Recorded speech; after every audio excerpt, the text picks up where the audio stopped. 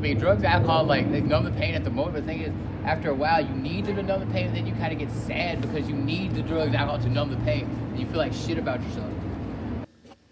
Grief is deeply personal, often arriving unexpectedly and leaving us completely shattered and struggling to regain stability or function as we once did.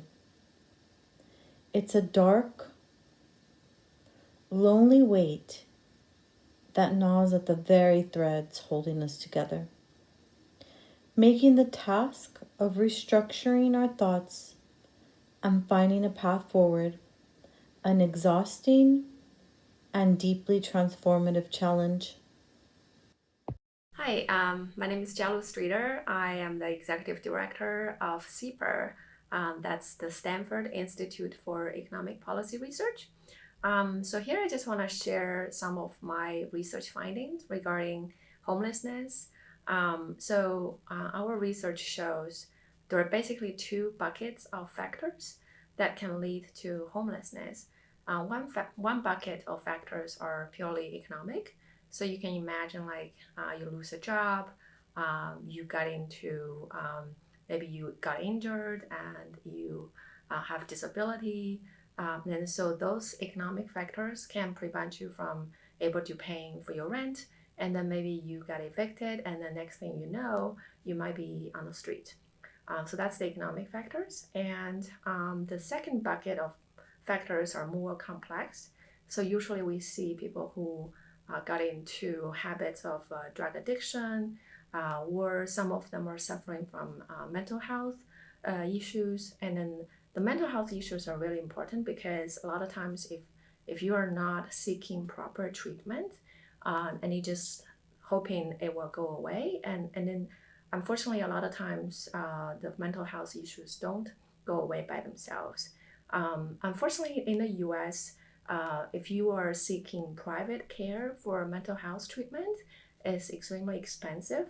A lot of times insurance doesn't cover it.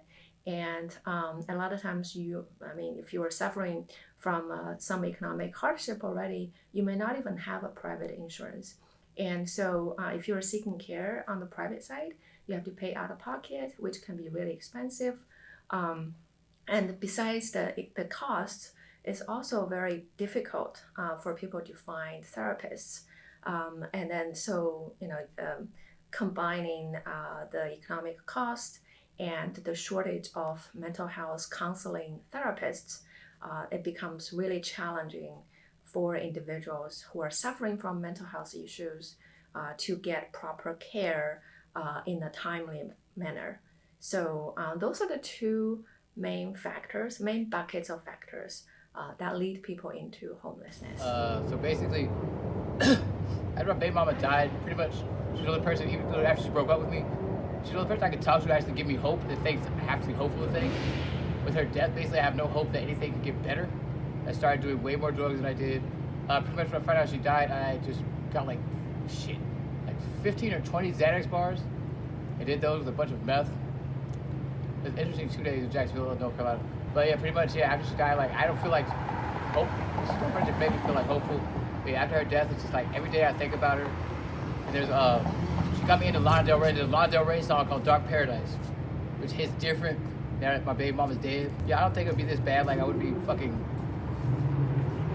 injecting fucking meth into my veins if she would have died.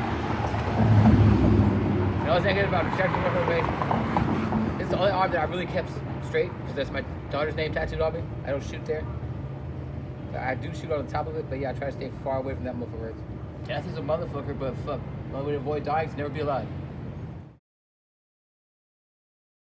Like their feelings and they don't want to go to therapy, but it's a good thing. It's not a bad thing. It's like just because we have that like machismo-ness, being masculine, but like that doesn't demasculine you as a man going to therapy. That helps out anybody, and that helped me out. That doesn't make you feel like less of a person, because like, I mean, it didn't heal me, but it gave me the tools to help me heal and find solitude.